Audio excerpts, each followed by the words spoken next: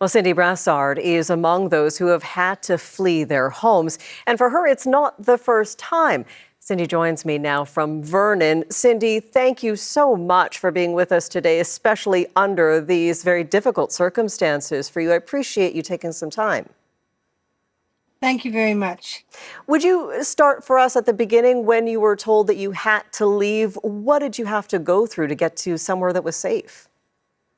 Well, this is our fourth time from either flood or fire, and we really weren't worried. We thought it was going to run the same course as it did before. There's a few mountains that it was over, and we thought it would go down the valley at the backside of the mountain and we'd be okay. But all of a sudden, we were told that it was at our landlord's door, which is just not too far from our house. We had maybe 20 minutes to half an hour, if that, to get everything packed up, our kids, our trailer, everything, and get out.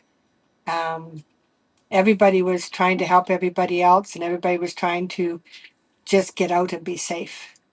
That must have been such a shift to go from, okay, I'm sure it's not too close and we can, get through this and it'll be all right, to that instant switch of get out. It was like you didn't have time to think. You grabbed your people and you grabbed what you could and you got in the vehicles and you left. Some of our men didn't leave, though. Now, you say some of them, and you know one very well. I understand your husband is one of the individuals out fighting the fires right now. What is that like? Your son isn't with you as well. Are you in communication? How is that going? Yes, I'm in communication. My husband actually just went in today, along with a few other men. They were allowed to come in because the resources are just not there, and our firefighters and our RSMP are doing everything they can. But I've said 4 of our men stayed, never left, and another 3 went in to fight because we've got spot fires coming constantly. We have a peat bog next to us that is on fire. The bombers have been bombing it, but there's actually nothing they could do to put it out. It's stressful for them. They're overworked. They're running 24/7.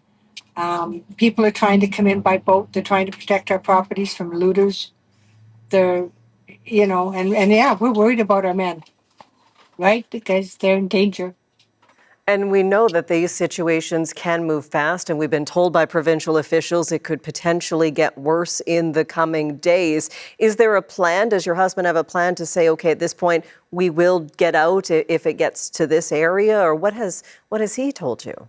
They have a boat there. One of the fellows place in there, he has a boat, and he's been instrumental in getting the few guys in there to help out again and coming back and forth and getting supplies.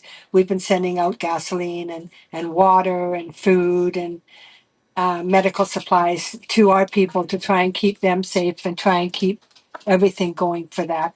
Our landlords, Cecil and Carol Lewis, have just been wonderful. Right now, Carol's just been taking jerry cans of gas down to meet places so they can get out there and keep the generators and the trucks and the ATVs going so they can fight these fires. So community members on the ground trying to still do that work to make sure there is some of a community with structures to head back to. You said that this is not your first evacuation, that you've had others because of floods or other fires. What does the community need so that they aren't either forced to flee so many times, or at least when you do have to leave, there's sort of a process in place? Well, from what I see, like the volunteers have been wonderful, the firefighters, the police, as I said.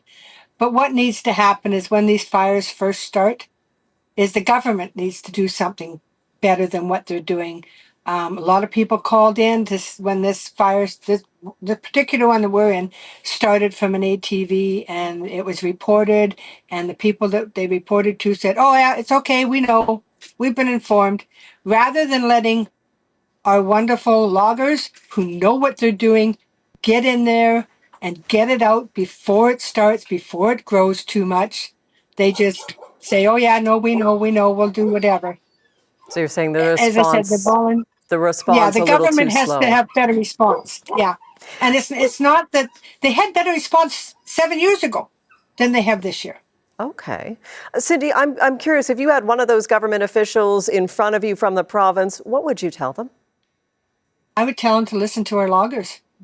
they know the woods better than our officials do. They're in there every day. They know how to put these things out. They know how to operate. They know how to manage the force so that hopefully they could have a quicker response. Cindy, I'm so grateful for your time and the fact that you are safe in Vernon. Thank you so much for joining us, and I hope your husband and son, you're all reunited quickly. Thank you very much.